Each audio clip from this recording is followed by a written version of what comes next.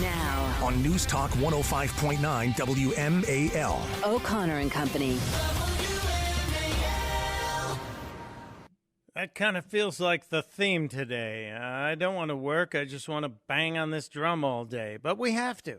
7:07, News Talk 105.9 WMAL. Making sense of the news. It's Mike Opelka in for Larry on O'Connor and Company. Julie Gunlock is with me, and I am thankful for every moment of that.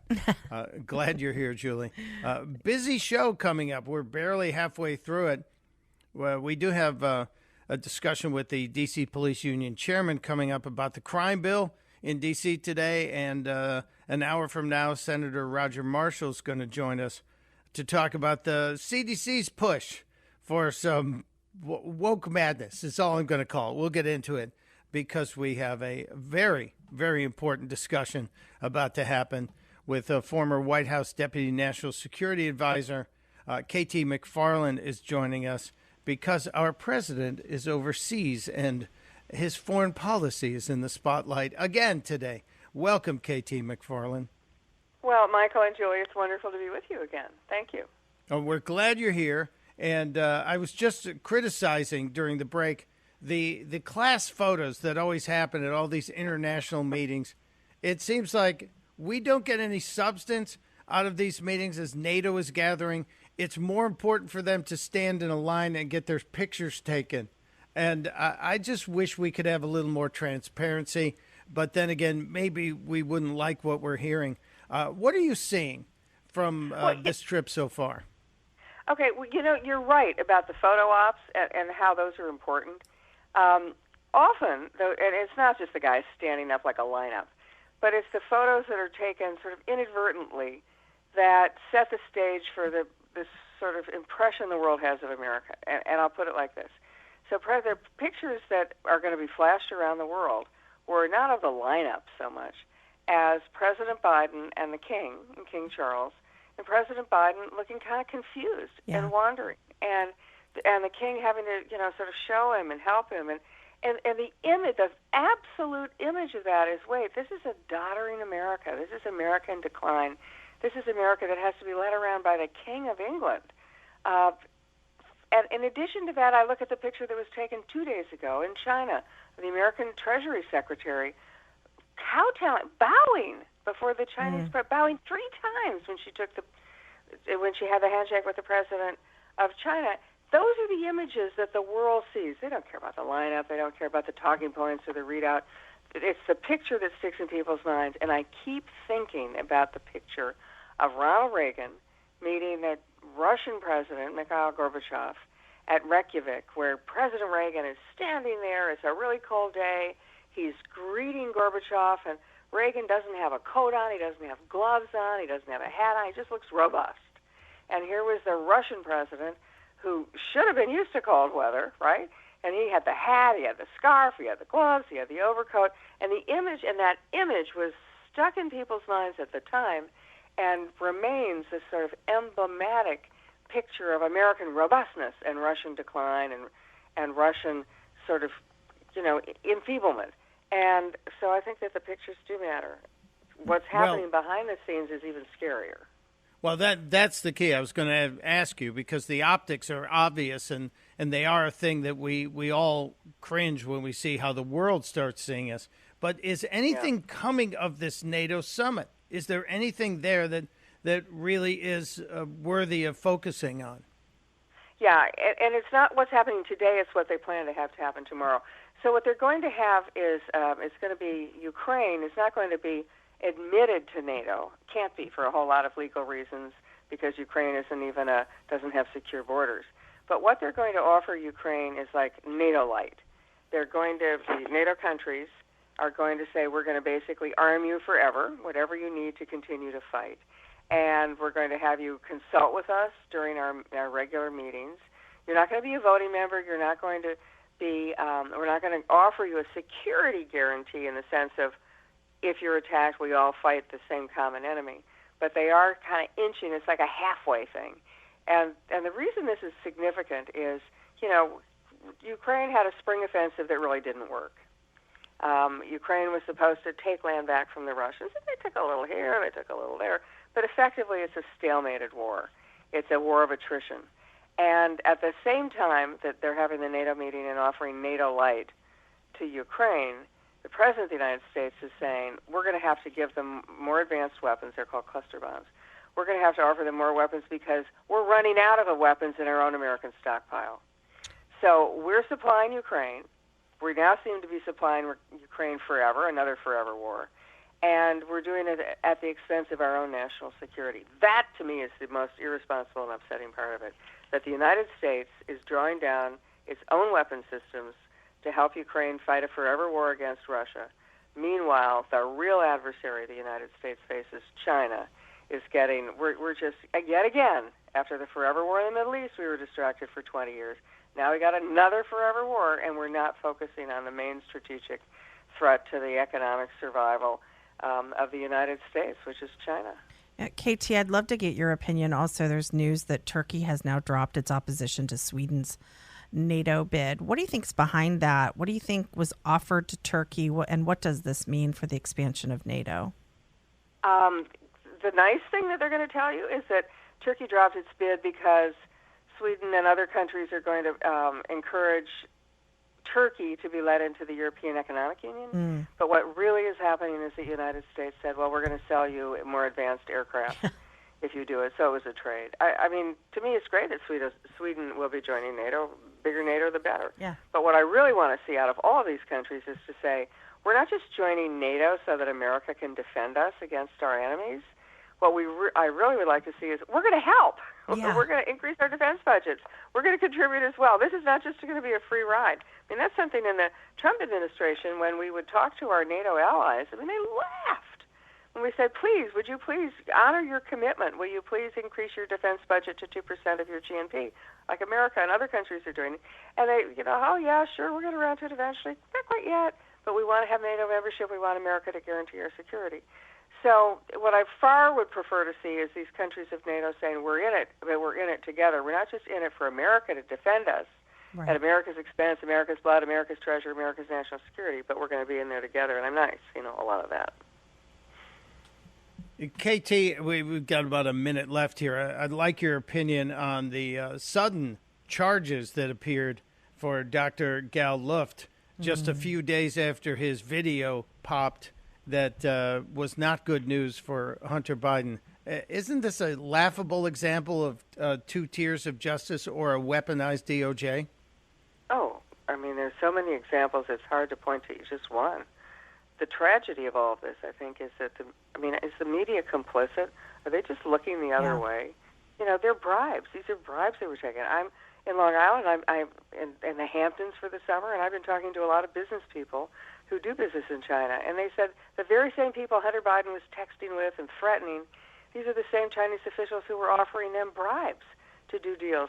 It's plain in your face, and then there were decisions taken by Vice President Biden, and I think in the Biden administration today, which indicate that they're really giving favorable treatment to China. Were they getting something for the bribes? Was the Chinese investment in the Biden family worthwhile? Well, I think it's pretty scary. Yeah, I think it was.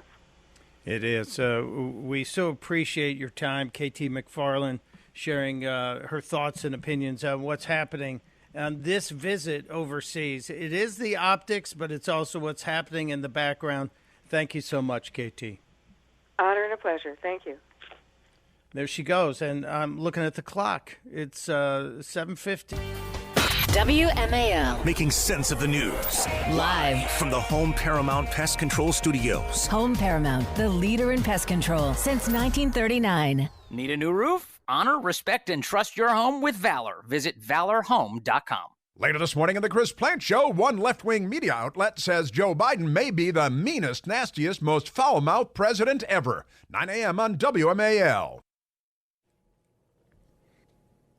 Yes, when you wish upon a star, maybe the attendance doesn't really hold up. It is 7:17 on O'Connor and Company. Mike Opelka in for Larry. Julie Gunlock is here. This story caught my attention because I was stunned. Is it possible that all of the wokeness we've seen from Disney over the past couple of years is finally encouraging people not to attend the park? There are numbers out there that are saying that the Disney parks are experiencing the lowest foot traffic that they've seen in a long, long time. And this is, I guess, worrisome because they rely on those parks to really fund the organization. Yeah, look, I think Disney has gone in such a direction that people are turned off by it. They've been very provocative, been trying to sort of push the transgender narrative, for goodness sake, and the LGBT narrative in their shows. They've become highly politicized, and they're not quiet about it. I mean, they've taken on Ron DeSantis and have really conveyed to parents that parents don't matter, much like what parents see at their schools. So, parents get enough of this. Why would they support a company that, is in league with Randy Weingarten? So, I think it's probably, the other thing is, and I'll just add this, it's expensive. At one point my husband and I thought, hey, maybe we could, take them to Disney. It was cheaper to go to Europe, to fly all of my kids to Europe. Oh, it's insane. It's insane to go to Disney for multiple days, and then those hotel rooms that are sort of, you don't have to stay within sort of one of the Disney hotels, but if you want that full experience, we could go to Paris. I mean, it's impossibly expensive. In this economy, families are struggling. They don't have time, and I certainly don't think they want to support. If the experience was so great and it was cheap and it was, family friendly and affordable, maybe people would go there. But I think the combination of the two things, Disney sort of, giving parents the middle finger, and then the cost, I think it's a recipe for disaster. At the same time that Disney has flexed its woke muscles and seems to be dug in, even though they changed the leadership at the top and brought back the guy who was kind of holding the line and not going totally woke. The parents seem to have gotten it. And as you said, Julie, the economics are not working out for families when it can be $100 plus per day just to get into the park to stand in line. And then you have to buy food and trinkets and everything else. And the neighborhood where Disney is, there are a lot of other options now. Yeah. You have other theme parks that are there, and you have now local theme parks that are also taking away from Disney. Disney had a vice grip on that audience for so long, but it feels like maybe this is going to force a little capitalism to come into effect. Sure. Maybe there'll be competition. Prices will come down. Yeah. I have no idea the cost because we don't have kids, so we don't get the constant tugging on the sleeves going, can we go to Disney? No. We don't have that it's problem. Thousands of dollars to have one of these Disney experiences to go for a couple days. And again, the hotel, it's thousands of dollars. And I just don't think people feel comfortable with Disney anymore. You know how people kind of look back and say, when I was a kid, the parents could just turn on Saturday morning cartoons and walk away. It's not like that anymore. As a parent, I constantly am listening. I have to pre-check things. Like Elemental and Little Mermaid. I mean, those were sort of, there was a political point about those movies. Like, I don't want to be a part of that. I don't want that. I don't want that for my kids. And so I feel like Disney is no longer considered a safe space for parents and families. Isn't that tragic? And they're feeling it now. Walt is spinning in his grave right now. It's just sad. But maybe the economics will wake them up. Just maybe. It is 21 minutes after 7 o'clock. There is much more to come on WMAL. Well, it wasn't me in New Hampshire screaming, "We say gay." Though I wish I would have. I try to do it every time I'm anywhere near Ron DeSantis or any of his people. I go around like a dog in Florida with my head outside of my car. We say gay! We say gay! We say gay! Yeah, that's Anna Navarro at The View whipping up the audience, talking about how she likes to hang her head out the car when she's driving around Florida, saying, "We say gay." We say, not too nutty behavior there, is it? She's so funny. She's so relatable. I mean, this is just gross. I'm not going to argue with you, Julie Gunlock. Not going to argue with you at all, especially since the music is playing. And yeah, that's our cue. I think I have to get to a break. It is 7:29. We'll get back to what's happening in D.C. with the vote on the crime bill coming up today. It's Michael Pelka in for Larry O'Connor on O'Connor and Company on WMAL. WMAL-FM, Woodbridge, Washington, a Cumulus media station. Making sense of the news. News Talk 105.9. News now On News Talk 105.9 WMAL. O'Connor and Company. It is, in fact, 7:37. News Talk 105.9 WMAL. Making sense of the news on a Tuesday morning. Mike Opelka in for Larry O'Connor this week. And Julie Gunlock, once again, onto the breach, joining me. Julie, we're getting ready to speak with D.C. Police Union Chairman about the crime bill, Greg Pemberton. And before we get Greg in here to discuss the crime bill today, I think it's incumbent upon us to remind everybody what D.C. Council Chairman Phil Mendelson said about the crime bill. The discussion is among the young kids committing crime that we're not going to get locked up. How does this emergency legislation not address that? Well, when kids are talking about how they're not going to get locked up, that's because they know that the police aren't going to close the case. So not pre-trial, but closing the case. Correct. Most robberies are not solved. Half of homicides are not solved very quickly, And if they're solved at all. And your thoughts on the changes? In other words, you can get away with murder in this city, but that's true a lot of places. But increasing the closure rate, increasing the case closure rate has the quickest deterrent effect. I'm sorry, did you just say you can get away with murder in this city? That is what I said. Because roughly 50% of homicides are not solved within the year they occur. And does the county, I'm sorry, not the county, does the city council bear responsibility there for that? No. That's just stunning number. I'm addicted to those crime shows, First 48, and we know I know it sounds funny, but the statistics show if you don't solve the crime in the first 48 hours, it's not going to get solved. Yeah, well, it would. Well, we'll talk to Greg about this. Yeah, yeah. So to help us understand it, D.C. Police Union Chairman Greg Pemberton's joining us to preview the vote today on D.C. Mayor Bowser's crime bill. Good morning, Greg. Thanks for being here. Mike, Julie, thanks for having me. Now, what do we need to know ahead of the vote today, especially as it relates to specifics within the bill? Is there something you want everybody to know so the 9 members of the council will support this?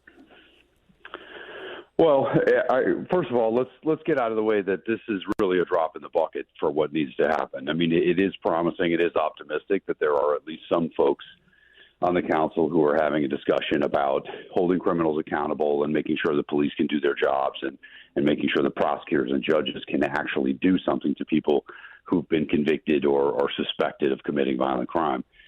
However, I think we all know that there's a lot more that needs to be done before we can get to a place where crime numbers are actually turning around.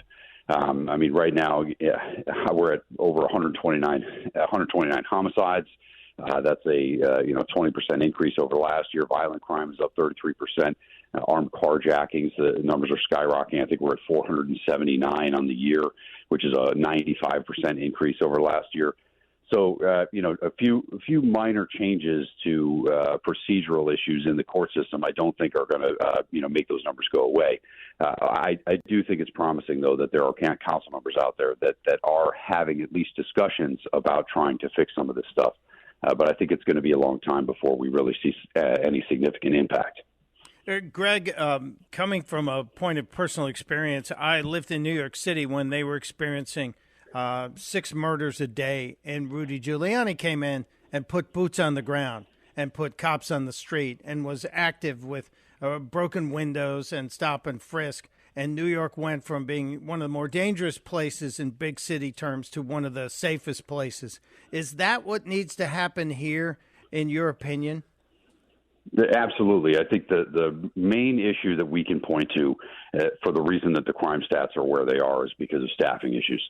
Over the past 3 years, which coincidentally is right at the beginning of when the city council started passing all of these onerous and ridiculous provisions on police officers. But over that 3-year period, we've lost over 1,200 police officers, and we've only replaced about 600 of them. So we're down in the neighborhood of 500 to 600 officers total. That, to put that in perspective, there's 7 police districts in the city. That's like losing 2 of them. We just can't keep up with it. The way that the department tries to make up for that difference is through overtime. We spend 1.1 million hours of overtime every year trying to make up that gap of the demand. That's not dollars, that's hours. And so right now we don't have the number of officers to respond. Response times have gone up. We don't have the detectives to respond. We're not treating these cases the way that we should be because we just don't have the personnel. Officers are overwhelmed. Detectives are overwhelmed. And even when we're actually going out doing our job and getting handcuffs on people and arresting them, the criminal justice system is just spitting them back out the back door, and we end up, with this revolving door policy here in the city. So the first step to fixing this problem is to get the right number of police officers on the street so we can properly respond to the demand that's out there. So you're absolutely right. I think first, if we have the right number of people, that's the first step in the game. But then the second thing is we have to fix everything downstream of that. We have to fix the prosecutor's office, we have to fix the judges, and we have to fix the supervision agencies. And unfortunately, it seems like it's going to be a Herculean lift. And hopefully the council decides to keep going that direction. Well, we hope so too, Greg Pemberton. We hope everybody reaches out to their council members and encourage them to make the right decision today and support the law and order and the law enforcement in D.C. And maybe, just maybe, we can start moving back to safer streets. Thank you, sir. God bless you. Thank you, guys. Have a good day. It is 7:43. 7:47 on WMAL. O'Connor and Company. Mike Opelka sitting in for Larry. Julie Gunlock here. And I always get nervous, Julie, when I'm called to attend an anti-hate task force. You would think we wouldn't have to teach people not to hate, but when the government gets involved, I always wonder if there's another agenda. Yeah. Sneaky hiding in this. Yeah. So this is happening tonight in Rockville, Maryland. Yeah. This is a response to the protests from some Muslim families and families of all color and ethnic background to Montgomery County's insistence that gender ideology be taught in schools and that parents cannot opt out.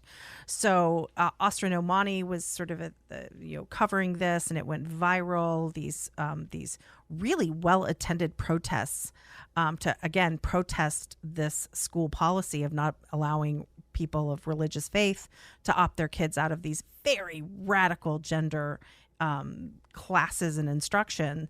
And so now Montgomery County creates this board on hate, and it says the rise in racial, ethnic, and LGBTQ hate crimes in Montgomery County is disturbing and frightening. Council President Glass, I don't know his first name, said so. Evan Glass, sorry, Council President Evan Glass said so. Essentially, these parents gather peacefully, protest this policy, which is outrageous, and Montgomery County responds not by talking to them, but by creating this sort of this anti-hate task force. It is a way to intimidate these parents, pure and simple. So this is just a shut up if you don't agree with us. Yes. And will they be handing out "Hate has no home here" signs? Little buttons and signs for your yard. Yes, definitely. I'm amazed at the ways the left can find to creatively shut down people. Look, this is all parents recognize this. This is the same thing that happened during COVID, that if you went to the school board and you complained, you were a terrorist, right? Not, hey, let's sit down and talk about this. If you complained about the mask policy, you wanted to kill Granny. Let's not sit down and talk about this. No, this is they have learned nothing. It is the exact same playbook. Well, I'm hoping that the communities that stood up recently, peacefully, and they were strong in their diversity. As you said, there were Christian parents, there were Muslim parents, there were parents who may not represent any faith who were standing up and saying, it's our choice how we raise our kids. They are not your children. But how dare you say that? Because if you dare say, I don't want the school teaching this, then you're the problem and you must be silenced. And they're the ones who are always calling us fascists. It is laughable. Yeah.